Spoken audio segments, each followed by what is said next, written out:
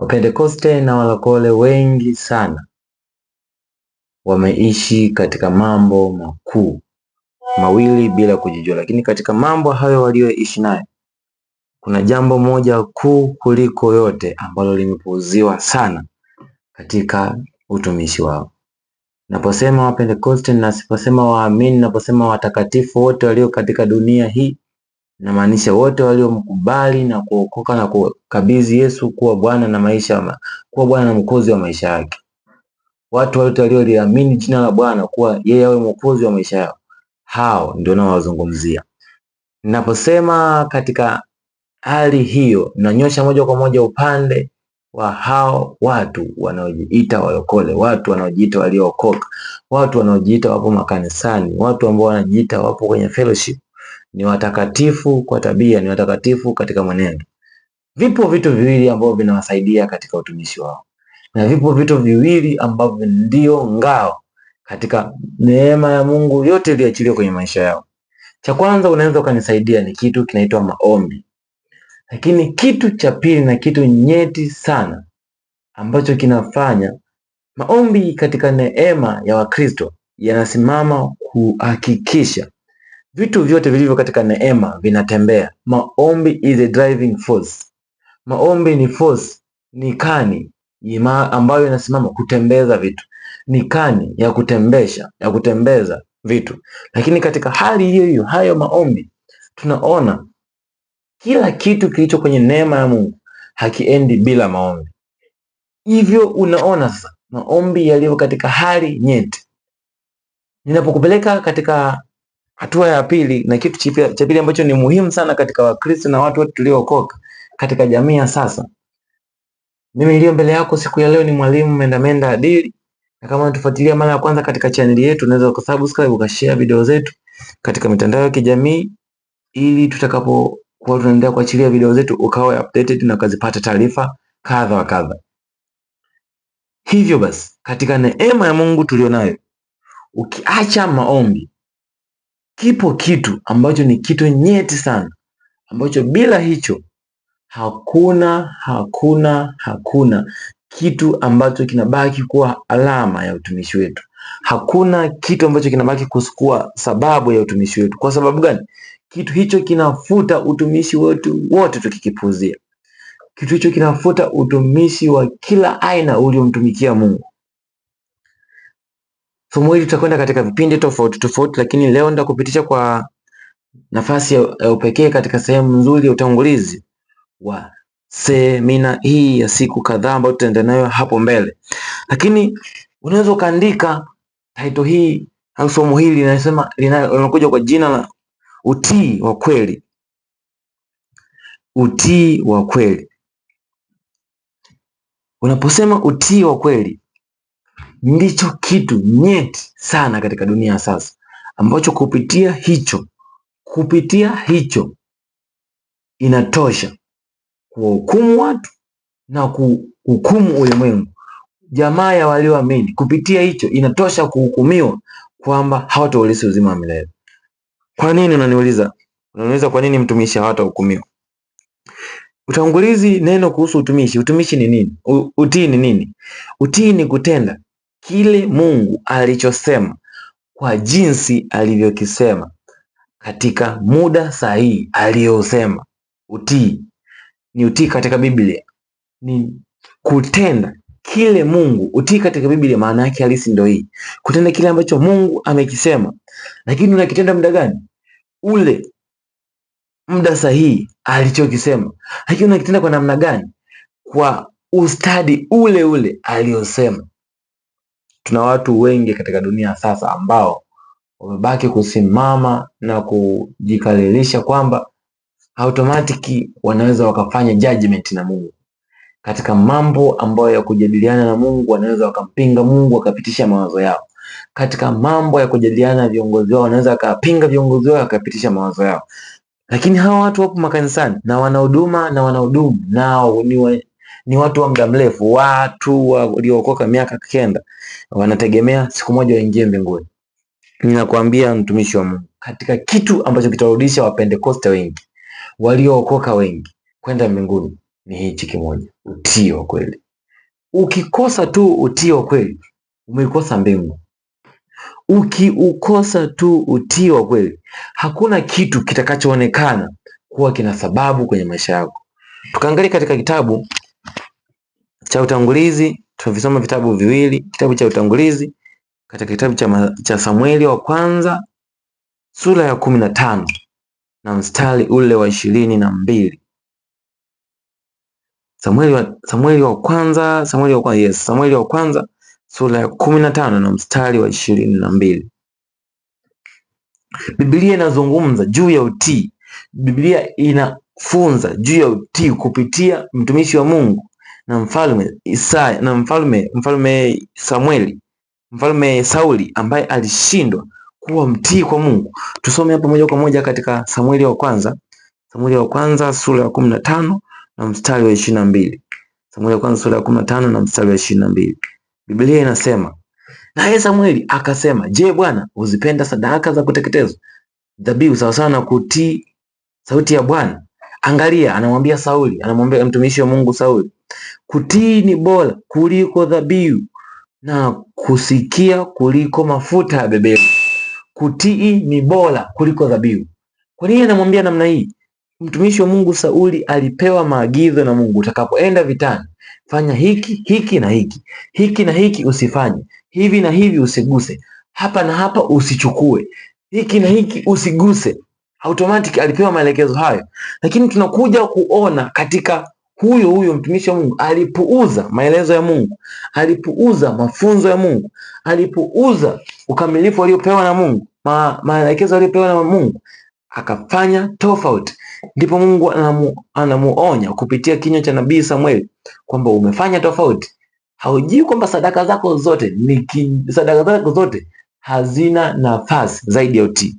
Haujui kwamba utii ni bora kuliko hata sadaka unazomtolea Mungu. Haujui kwamba utumishi wako ulionao kwa Mungu ni sio kitu mbele ya utii. Yaani unawezekana ukawa ni mtumishi wa Mungu bora kabisa, katika engo fulani ukisimama unatumika, lakini ukikosa utii, utumishi huu unafutika automatic. Hauna utumishi ambao una kiburi kwenye utii.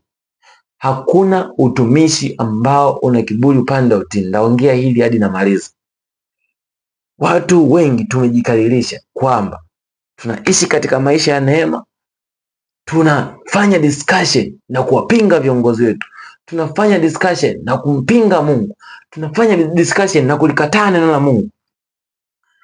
Tunakwenda kuangalia katika maeneo mawili ya kutii, maeneo makuu mawili ya kutii ambayo ndio tumewekewa automatic katika dunia ya sasa. Eneo la kwanza kabisa ni eneo la mamlaka, lakini eneo la pili ni eneo la neno la Mungu. Neno la Mungu ambalo ndo sheria ya Kristo ambayo ndo Mungu mwenyewe. Kwa hiyo tuna eneo la kwanza ambalo ni mamlaka. Watu walio juu yako, watu walio mbele yako umepaswa kuwatii bila kujalisha lika, bila kujalisha kabila, bila kujalisha itikadi zao. Umepaswa kuwatii. Usije ukainuka ukasema viongozi wa mtaa wako hawaeleweki. Usije ukainuka ukasema viongozi wa taifa lako hawaeleweki, ikiwa wewe umeandikiwa kuwatii. Watiini sana wenye kuwaongoza. Sio tu katika roho, hata katika mwili pia. Watiini sana wenye kuongoza, maana wao hukesha kwa ajili ya nafsi zetu. Hao wenye kuongoza, maana wao wanakesha kwa ajili ya nafsi zetu. Utii ni kutenda kile Mungu alichosema kwa jinsi alivyosema na katika muda sahihi aliyohitaji kutendewa. Kuna watu tunapewa assignment za maombi, lakini tunajivuta, tunatenda mambo hayo out of time. Kitu chochote utakachokitenda nje ya muda ni kama takataka, hakina nafasi kwenye muda huo. Kitu chochote utakachokitenda kabla ya muda pia ni kama takataka, hakina nafasi kwenye muda huo. Na kitu chochote utakachokitenda kwenye muda husika na kwa kutii neno na sauti ya Mungu kina nguvu kubwa ya kuonyesha uamsho wa mtu binafsi. Lakini nikupitishe sasa katika aina 4 za utii. Tutakwenda kumalizia katika kabla sijakupitisha katika aina 4 za utii, tutakwenda kumalizia katika kitabu cha nitakupitisha katika aina 4 za utii, alafu nitakupitisha katika hatua na kwa nini tunatii. Katika somo la utangulizi tutakamilisha hapo siku ya leo. Hatua na kwa nini tunatii, kwa sababu gani sisi tumepaswa kutii. Tunaposoma katika Biblia inatufundisha sana kutii na kumtii Kristo. Lakini kwa nini tunatii? Tutaona hapa tunapohitimisha somo la leo. Sasa tunakwenda katika tofauti maana au different types, aina tofauti za utii. Ya kwanza kabisa, fear based, utii wa hofu. Unatii kwa sababu unaogopa kwamba nisipotii, ameongea kwa ukali sana mtu huyu, anaweza akanifanya chochote. Nisipomtii, ameongea kwa msisitizo sana mtu huyu, anaweza akanipa hasara yoyote.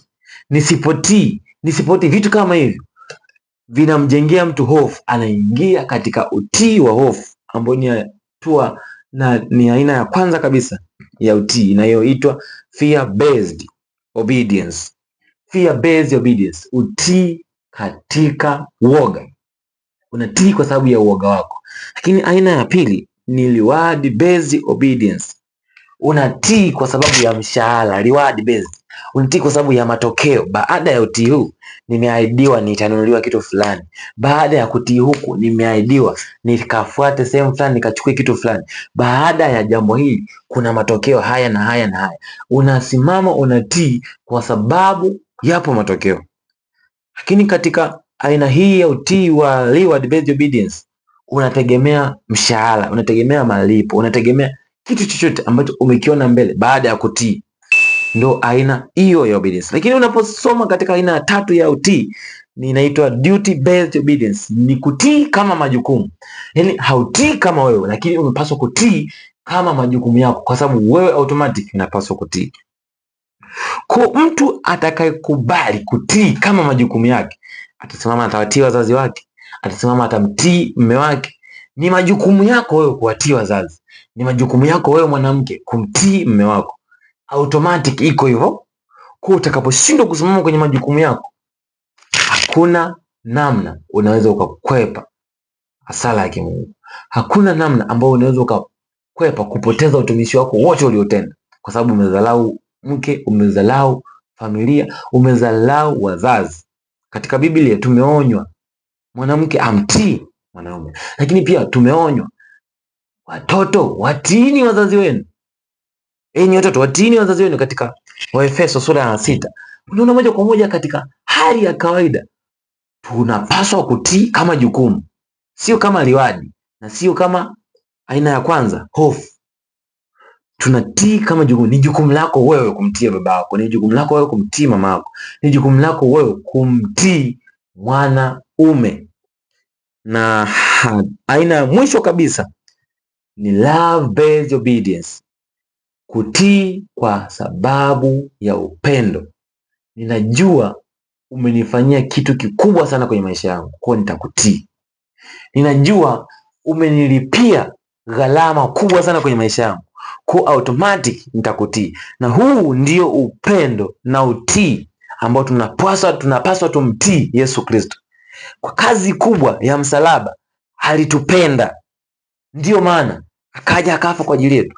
Unaona namna moja kwa moja kwamba kuna nafasi tukisimama tukimtii Yesu Kristo, iko nguvu ya utii wa kweli, kumtii Roho Mtakatifu, kumtii Yesu Kristo, kwa sababu yeye ndiye ambaye alikubali kutupenda kabla hata hatujamfahamu. Alikubali kufa msalabani kwa ajili ya uovu, alikubali kudhalilika, alikubali hasara ya kila namna ili sisi tupone, alikubali kuishi maisha ya kila namna ili sisi tupone. Lakini mtu wa aina hiyo ukishindwa kumtii, ona laana unayojitengenezea. Mtu aliyekufa msalabani kwa ajili yako ukashindwa kumtii, ona laana unayojifunulia. Ni laana kubwa sana. Katika ulimwengu wa leo unafungiwa milango. Katika ulimwengu wa leo hautauona ufalme wa Mungu. Katika ulimwengu wa leo utumishi wako wote unafutika. Katika ulimwengu wa leo unakosa access na communication ya direct na mtu huyo, kwa sababu umeshindwa kumtii. Aina hizi 4 za utii zinaeleza utii katika ukamilifu wake. Ni kwa nini tunatii au ni kwa nini tutii? Nikiwa namalizia katika utangulizi wa leo, ni kwa nini tunatii? Yaani ni kwa nini tunapaswa kutii? Kwanza kabisa tunatii kwa sababu ni agano aliloliweka Mungu pamoja nasi. naweza pia nikasema kwa ubora huu zaidi ili uelewe zaidi, ni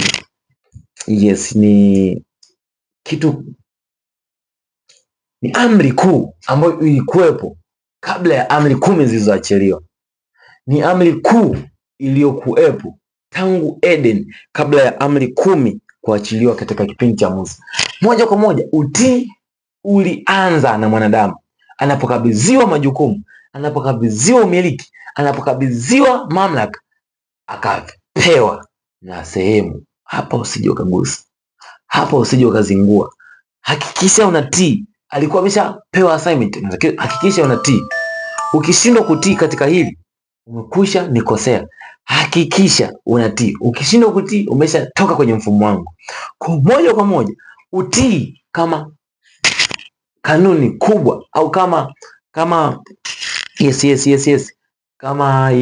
na zinanitoka kama sheria, kama amri kuu ya mwanzo kabisa ambayo ilikuwepo kabla ya misingi ya dunia, kabla ya kukosea katika Eden, kabla ya hizi amri 10 katika Torati na manabii. Tunaona katika ukamilifu wake katika kipande cha Mwanzo sura ya 2 mstari wa 16 na 17. Mungu anamsaini majukumu. Hakikisha tunda la mti hili usiale, matunda ya mti haya usiale. Lakini moja kwa moja, kwa sababu ya kupotoshwa kwa maarifa, kwa sababu ya maarifa yaliyoinuka kumpoteza, anainuka na kuenda kuthubutu kudistabu ule utii ambao aliwekewa na Mungu. Lakini iko hivi, utakaposhindwa kutii ni hukumu kubwa kwako, kwa sababu ya pili. Sasa sababu ya pili ni kwa sababu yeye mwenyewe Kristo alitii na alinyenyekea hata mauti. Kristo mwenyewe alitii kazi ya Baba na alinyenyekea hata mauti. Alikuwa ana uwezo wa kukimbia, alikuwa ana uwezo wa kurudi mbinguni, alikuwa ana uwezo wa kukansel ratiba zote, lakini aliugua, alijitiisha katika taabu, katika maombi, hadi alikuwa anatoa machozi akiiona taabu iliyo mbele yake, akiiona wakati unayomfuata mbele yake, akijua kabisa kwamba wakati huu nitaumia, nitateseka. Lakini katika mateso hayo alimhitaji Mungu. Ninakusii sasa wewe, hatua 5 za kutii unaweza ukachukua kwa siku hii ya leo. Ya kwanza kabisa, umepaswa kutii kwa kusikia. Ukishasikia, automatic kitu utakachokisikia utakisikiliza. Ukishasikia utalisten. Listening is all about listening. Yani kusikia kunatangulia, ndipo unafuata kusikiliza. Kusikiliza kunatangulia, ndipo kunafuata kusikia. Yes, unasikia. Hatua ya pili unasikiliza. Hatua ya 3 unaelewa. Hatua ya 4 unazingatia. Hatua ya 5 ndiyo hatua kubwa, unatenda kwa muda sahihi, kwa namna ilivyoelekezwa na kwa wakati sahihi. Nataka watu waelewe nini hasara iliyopo kwa watu ambao wamepuuza utii na wana huduma kubwa makanisani, wamepuuza utii na wana michango mikubwa katika makanisa yao. Wakipuuza jambo hili, ni kuisha katika maisha yao. Tayari wamepoteza maisha yao, tayari wamepoteza huduma zao, tayari wamepoteza ukuu wao. Hawana nafasi tena katika ulimwengu leo, kwa sababu utii ni bora kuliko dhabihu. Na hilo limethibitishwa katika kitabu cha Samueli sura ya 15, Samueli wa kwanza sura ya 15 mstari wa 22. Basi tukamalizia na neno la Mungu linalopatikana katika kitabu cha Mathayo sura ya 21 na mstari wa 28 mpaka wa 23. Mathayo sura ya 21 na mstari wa 28 mpaka wa 31. Mathayo sura ya 21, yes, nitasoma. Mathayo sura ya 21 mstari wa 28 mpaka wa 31. Lakini muonaje, mtu mmoja alikuwa na wana wawili. Akamwendea yule wa kwanza akasema, mwanangu, leo naenda kufanya kazi katika shamba la mizabibu. Akajibu akasema, nenda, bwana asiende. Akasema, naenda bwana. Akajibu akasema, naenda bwana asiende. Lakini sikia katika mstari wa 30, akamwambia yule wa pili akasema, vile vile naye akajibu akasema sitaki. Baadaye akatubu akaenda. Je, katika hao wawili ni yupi alifanya mapenzi ya babaye? Wakamwambia ni yule wa pili. Basi Yesu akawaambia, amini amini nawaambia, watoza ushuru na makahaba watawatangulia mbele yenu kuingia katika ufalme wa Mungu. Watoza ushuru na makahaba watatutangulia kuingia katika ufalme wa Mungu. Biblia inasema katika Mathayo hiyo, sio wote wasemao Bwana Bwana wataingia mbinguni. Kwa sababu gani? Tumejaza watu wengi wanaosema Bwana Bwana.